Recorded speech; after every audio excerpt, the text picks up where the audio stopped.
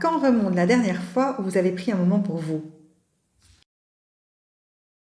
Bonjour, je m'appelle Karine Noisé, je suis coach, formatrice, hypnothérapeute et auteure des vidéos que vous regardez pour l'instant qui parlent de développement personnel, bien-être et pensée positive. Si vous n'êtes pas encore abonné à ma chaîne, je vous invite à vous y abonner en cliquant sur le petit bouton s'abonner pour que vous receviez en primeur mes vidéos. La sensation de ne jamais avoir de temps pour vous, de vivre à 100 à l'heure, de courir du soir au matin, entre le travail, les enfants, les charges administratives, la maison à tenir, les courses, le linge, les rendez-vous chez le médecin ou ailleurs, et toutes les autres obligations, vous êtes tout le temps dans les « je dois » et « il faut ». Peut-être avez-vous tendance à vous occuper davantage de votre vie professionnelle ou de votre vie familiale plutôt que de vous-même. Et peut-être, lorsque de temps en temps vous prenez un peu de temps pour vous, peut-être culpabilisez-vous. Vous le savez, prendre du temps pour vous est nécessaire et même essentiel. Prenons l'exemple de votre vie familiale. Est-ce que vous pensez que vos enfants préfèrent avoir une maman ou un papa fatigué, irrité, énervé, mais effectivement la maison est super en ordre, ou au contraire un papa ou une maman de bonne humeur, jovial, heureux, mais effectivement il reste un peu de linge à repasser. À votre avis, entre les deux, de vous à moi, que préféreront vos enfants? Vous voulez vraiment que je vous donne la réponse? Croyez-moi, prendre du temps pour vous sera bénéfique pour vous, mais aussi pour les autres. J'avoue, quand on a une vie professionnelle et ou familiale bien remplie, c'est pas facile de prendre du temps pour soi. La bonne nouvelle, c'est que ça s'apprend. Aujourd'hui, je vais vous proposer quelques astuces très faciles et très rapides pour prendre soin de vous, même si vous restez et si vous ne bougez pas de la maison. Dans de prochaines vidéos, je vous proposerai des clés pour gagner en qualité par rapport à cette idée de prendre soin de vous. Nous parlerons de comment déléguer, comment prioriser, oser dire non, être à l'écoute de soi et bien d'autres thèmes, mais ça c'est pour d'autres vidéos. L'astuce numéro 1 que je vous propose aujourd'hui est la routine matinale. Elle consiste à se lever plus tôt que les autres membres de la famille.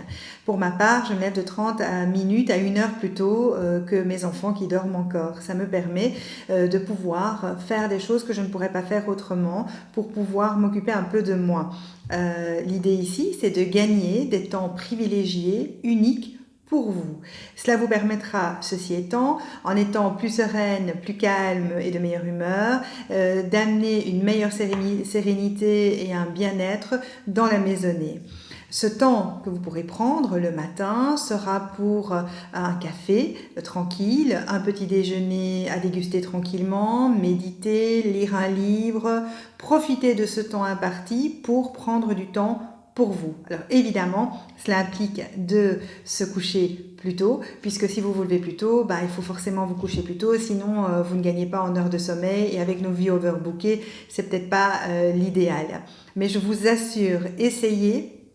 Cette routine matinale, elle vous permettra de bien débuter votre journée en vous occupant d'abord de vous pour être disponible pour les autres. Peut-être avez-vous un mode de vie, tout comme moi, où votre horaire de travail est assez lourd, où votre mari rentre plus ou moins tard du travail et où vous n'aimez pas trop laisser vos enfants seuls le soir pour aller faire votre activité sportive à l'extérieur. Alors, j'ai la solution toute trouvée. Bien sûr, cette solution fonctionne pour les personnes qui préfèrent rester à la maison, mais aussi pour les personnes qui aiment aussi faire leur activité à l'extérieur. C'est le programme HIT. Ce sont des séances de sport très courtes, mais très intenses. Il vous est possible de trouver des tutos sur YouTube de tous ces programmes HIT qui durent une vingtaine de minutes. Pour ma part, ça me convient très bien parce que c'est court et en même temps, c'est très intense. À vous d'essayer, vous m'en direz des nouvelles. Je me souviens quand j'avais une douzaine d'années, quand je rentrais de l'école, je passais d'abord assez souvent chez une copine avant de rentrer chez moi. Et je me souviens que la maman de cette amie rentrait plus ou moins en même temps que nous. Et très vite, je la voyais rentrer, elle nous saluait, et puis elle allait s'installer dans la pièce de vie, sur une chaise, et là, elle prenait le journal. Je me souviens, c'était le soir, et elle le lisait en buvant une tasse de café. Et bien cette dame, à l'époque, elle avait déjà tout compris. C'est-à-dire qu'avant de démarrer sa deuxième journée de travail, qui était le repas, les devoirs, etc., eh bien, elle se posait pendant 10-15 minutes pour retrouver de l'énergie. Moi, j'essaye aujourd'hui de faire plus ou moins la même chose, c'est-à-dire que fonctionnant en horaire coupé, je vais chercher mes enfants à l'école, elles goûtent, et puis, avant de démarrer leurs devoirs, elles prennent une dizaine de minutes pour se reposer. Bien, j'en fais de même.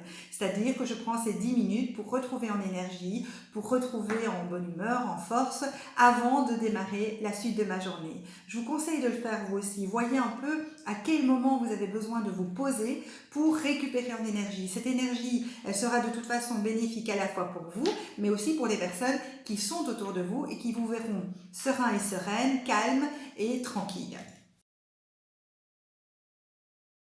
L'astuce numéro 4, je vous en ai déjà parlé, c'est se bloquer un moment dans l'agenda. Vous êtes aussi importante que le rendez-vous chez le médecin ou le rendez-vous professionnel. Alors n'hésitez pas à vous bloquer, à réserver un moment dans votre agenda pour vous. Et n'hésitez pas, une fois que c'est fait, et le jour où vous avez votre rendez-vous, à avertir votre famille de votre indisponibilité pour éviter de vous défiler et profiter de ce moment avec intensité. Moi, ce que je vous propose, c'est de bloquer 2 moments pendant la semaine. Un moment peut-être en soirée pour prendre un bain ou lire un livre, et un autre moment peut-être pendant votre temps midi ou le matin pour boire un thé ou écouter une musique que vous appréciez. Bref, utilisez ce temps de pause pour récupérer en énergie et vous sentir bien à la fois avec vous et avec les autres. La cinquième astuce que je vous propose, c'est prendre soin de votre esprit. Alors c'est assez facile en fait, l'idée c'est d'aller vous coucher et de vous détendre, vous relâcher, vous relaxer à travers une relaxation guidée ou une méditation guidée. Vous en avez de nombreuses de très bonne qualité sur YouTube. N'hésitez pas à aller en chercher l'une de 15 minutes pour vous aider à lâcher prise, à vous endormir ou à vous détendre. Cela vous permettra de reposer votre esprit et de passer une meilleure nuit. Vous méritez de prendre du temps pour vous, alors lancez-vous. Et puis n'oubliez pas que vous faire plaisir va vous permettre de gagner en énergie et en bien-être positif, et que cette énergie et ce bien-être positif va pouvoir se diffuser par la suite aux proches et aux personnes qui vous entourent. J'espère que ces différentes astuces vous aideront. Merci de m'avoir écouté. Si cette vidéo vous a plu, n'hésitez pas à la liker et à la partager si vous le souhaitez. Elle aidera peut-être d'autres personnes. En cette période difficile, prenez soin de vous, prenez soin de ceux que vous aimez, prenez soin des personnes autour de vous et surtout, soyez prudents. En attendant, on se retrouve la semaine prochaine pour une nouvelle vidéo.